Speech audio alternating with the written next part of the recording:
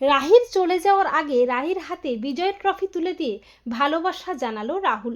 হ্যাঁ বন্ধুরা, আমরা এমনটাই দেখতে পাবো শুধু তোমারই জন্য ধারাবাহিকের আগামী পর্বগুলোতে।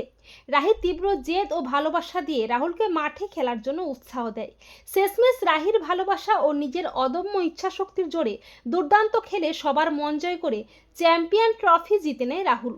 আর রাহি রাহুলকে দেওয়া কথা রাখতে অভিমান নিয়ে বাড়ি ফিরে আসে। রাহিকে দেখতে না পেয়ে রাহুল অস্থির হয়ে ওঠে। রাহুল বলে, রাহি কোথায় গেল? ওকে কেন দেখতে পাচ্ছি না? ও কি তবে চলে গেল? কিন্তু ওর জন্য আমার কেন এত কষ্ট হচ্ছে? আমার দু চোখ শুধু কেন ওকেই খুঁজছে? রাহুল অস্থির হয়ে বাড়ি ফিরে আসে। এরপর রাহি যখন বাড়ি ছেড়ে চলে যাবে করে, তখন রাহুল এসে বলে, রাহি তুমি ওভাবে চলে এলে কেন? আর তুমি কোথায় যাচ্ছ ব্যাগপত্র নিয়ে? রাহি বলে, কেন রাহুল, তোমাকে দেওয়া কথা রাখতে। রাহুল বলে, রাহি রাহি তুমি কোথাও যাবে না। রাহি আজকে তোমার জন্য আমি চ্যাম্পিয়ন হতে পেরেছি, তাই আজকের এই জয় আমার নয় রাহি, তোমার। এই বলে রাহুল রাহির হাতে বিজয় ট্রফি তুলে দিয়ে বলে, আই লাভ ইউ রাহি। রাহুলের মুখে আচমকা ভালোবাসার কথা শুনে চমকে ওঠে রাহি।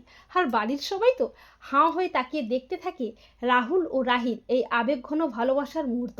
আর জিয়া ও তিতলি দুজনেই রাগে হিংসায় তেলে বেগুনে জ্বলতে থাকে। তো বন্ধুরা, তোমরাও এটাই চাও তো যে রাহির চলে যাওয়ার আগে রাহির হাতে বিজয় ট্রফি তুলে দিয়ে যেন ভালোবাসার কথা জানায় রাহুল? কমেন্ট করে এক্ষুনি জানিয়ে দাও তোমাদের মতামতটি।